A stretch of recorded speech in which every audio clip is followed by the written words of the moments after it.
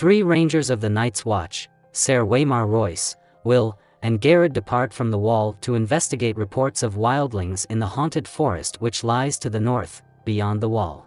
Will, the best scout in the group, discovers a number of wildling corpses dismembered and arranged in a strange, ritualistic fashion on the ground.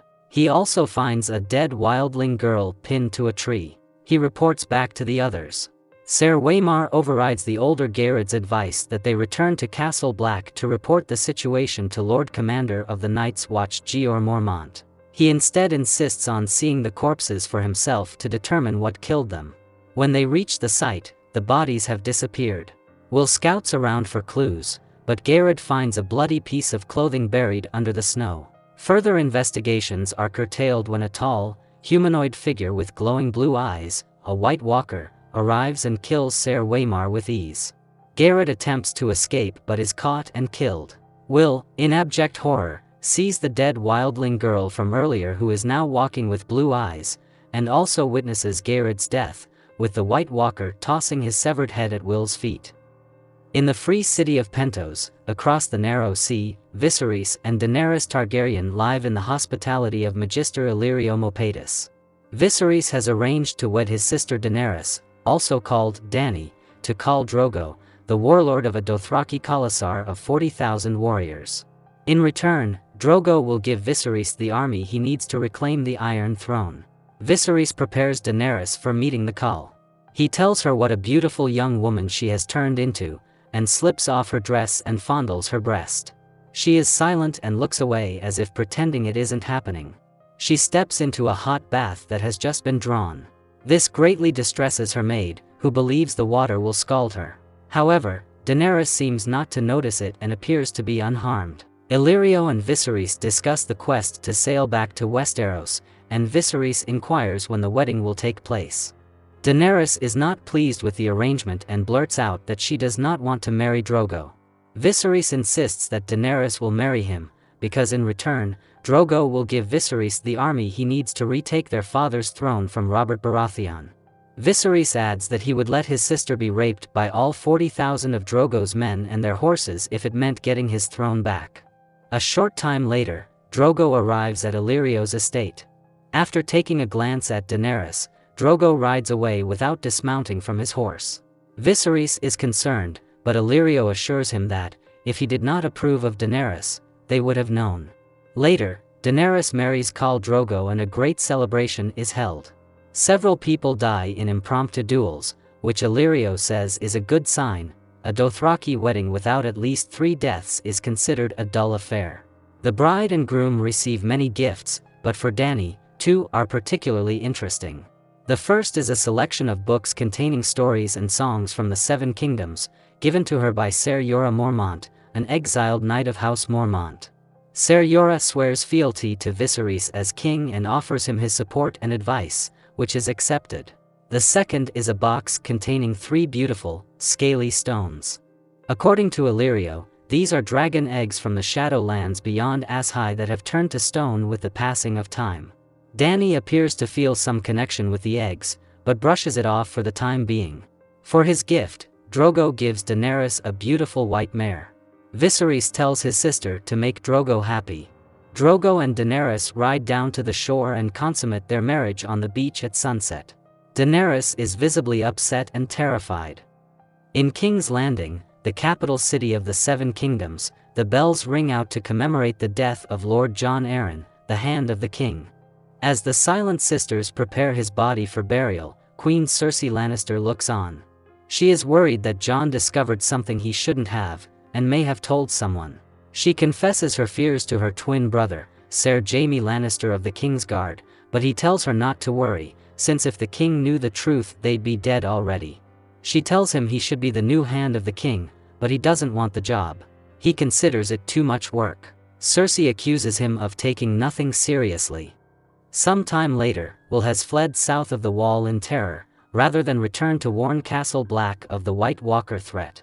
He is apprehended by outriders loyal to House Stark, the Wardens of the North, and is taken to Lord Eddard Stark. Meanwhile, Lord Eddard, Ned Stark, is at Winterfell with his wife and family. Ned and Catelyn watch their 10-year-old son Bran Stark practice archery while he is being helped by Robb Stark, Ned and Catelyn's eldest son, and Ned's illegitimate son Jon Snow, both 17.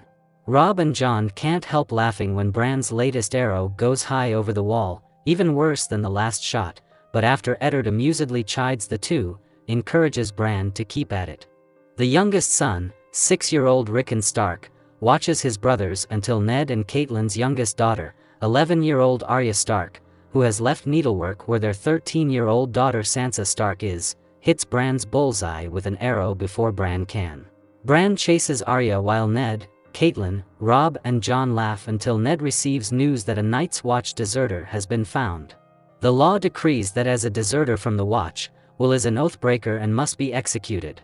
Ned takes 3 of his sons with him, Robb, Jon, and Bran, to witness the execution due to it being a Stark custom among sons to carry out executions themselves.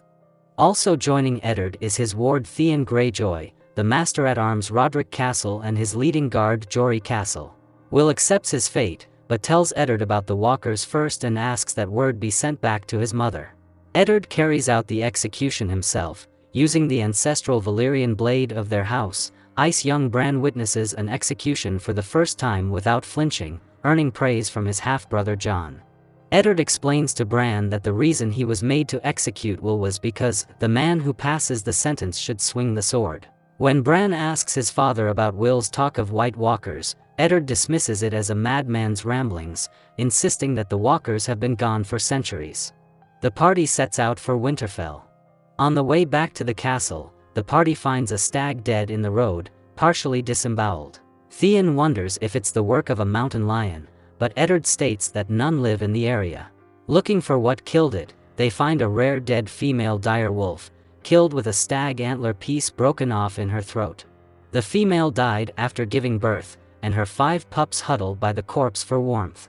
Eddard advocates killing the pups out of mercy rather than have them starve to death, but Jon Snow convinces his father that this is an omen. The dire wolf is the symbol of House Stark, and Eddard has 5 trueborn children. With Bran looking on beseechingly, Eddard agrees to allow it, but only if they care for and raise the pups themselves. Even if one should die, the owner will be the one to bury it. Just as the party leaves, Jon finds a 6th pup, an albino runt of the litter. Theon mockingly points out that this one belongs to Jon, but Jon nonetheless adopts the 6th pup. A raven bears news of Jon Arryn's death to Winterfell, where Lady Catelyn Stark informs Eddard. He is particularly stricken because Arryn served as a father figure to him when he was fostered at the Eyrie. She also tells him that King Robert Baratheon and much of the royal court rides for Winterfell. Eddard realizes that King Robert means to name him as the hand to replace Jon Arryn. He ponders refusal, feeling his place is at Winterfell. Over the next few weeks, the Stark children grow used to their rapidly growing dire wolves. Robb names his Grey Wind, Sansa calls hers Lady, and Arya names hers Nymeria after a great warrior queen. Jon names his Ghost, for his white color and uncanny silence. Bran calls his Summer, and 6-year-old Rickon names his wolf Shaggy Dog. Bran's mother catches him climbing on the rooftops of the castle, just as the royal party comes into view. He promises to stop, but his mother knows he is lying. Winterfell prepares for guests. Catelyn Stark wants to make sure that Tyrion Lannister, a great reader, has enough candles, and the young men of the house get groomed, as they gossip about the queen, a reportedly great beauty. All of Winterfell gathers in the courtyard as the royal party approaches. Arya is late and annoys Sansa by not being silent and respectful when they arrive. King Robert rides in with his knights, while Queen Cersei is in a large wheelhouse. Lord Eddard presents his household to King Robert. Eddard and Robert greet each other warmly, and then Robert demands to see the crypts and pay his respects to Eddard's deceased sister, Lyanna, much to Queen Cersei's impatience. After Robert and Eddard depart, Cersei sends Jaime to find their younger brother Tyrion, who is a dwarf. The imp has found his way to the brothel in the town outside Winterfell, where he enjoys the attentions of a prostitute named Rose. Jaime tells Tyrion, a man of limited height but with immense appetites, that he will be needed at the feast that night. Jaime has hired 3 more prostitutes for Tyrion, to hurry things along. In the crypts, Robert offers up his prayers at the tomb of Lyanna Stark, Eddard's younger sister, whom Robert was betrothed to before she was allegedly kidnapped by Prince Rhaegar Targaryen. Lyanna died shortly after she was found. He tells Eddard that in his dreams he kills Rhaegar every night anew. Eddard reminds him that House Targaryen was destroyed, but Robert replies, "Not all of them." Robert formally offers Eddard the role of Hand, and Eddard asks for time to consider. Robert agrees, but offers a sweetener, the hand of his son, Joffrey, in marriage to Eddard's daughter, Sansa. A great feast is held and Cersei and Catelyn exchange cordial words. Cersei seems more impressed by Sansa, thinking that she will be a great hit at court. Outside the feast, Jon Snow works at his sword practice, angry that Catelyn thought it would be inappropriate that a bastard should attend. His uncle Benjen Stark, first ranger of the Night's Watch, arrives to join the feast, and Jon asks him to take him back to the Wall with him. Benjen agrees to consider it. Tyrion Lannister then arrives and talks to Jon, suggesting that he is too pricklish and quick to take offense when his illegitimacy is pointed out. He should take the insult and wear it like armor, so that no one can hurt him with it. When Jon angrily asks Tyrion what he knows about it, Tyrion replies that all dwarfs are bastards in their father's eyes. Eddard and Catelyn receive a letter in the night, delivered to Maester Luwin by a messenger from the Eyrie. The letter is from Catelyn's sister, Lady Lisa Arryn, the widow of Jon Arryn. In the letter, Lisa says that Jon Arryn was murdered by the Lannisters and that they plan to conspire against King Robert. Luwin counsels that Eddard should accept Robert's offer to be Hand, so he can investigate the truth of the matter and protect the king. Eddard, while he would prefer to stay at Winterfell, agrees with Luwin and accepts the offer. The next morning Eddard and Robert go hunting, leaving the castle largely empty. Bran indulges in some climbing but, while climbing a broken tower, he hears someone moaning. He peers through a window and finds the queen and her brother engaged in a sexual act. Cersei spots him and warns Jaime, who grabs Bran. Jaime looks out the window to make sure nobody else is watching and only sees Summer. He turns to Bran and asks how old he is. When Bran replies, 10, Jaime remarks with a sigh, "The things I do for love." With that, he pushes Bran out of the window.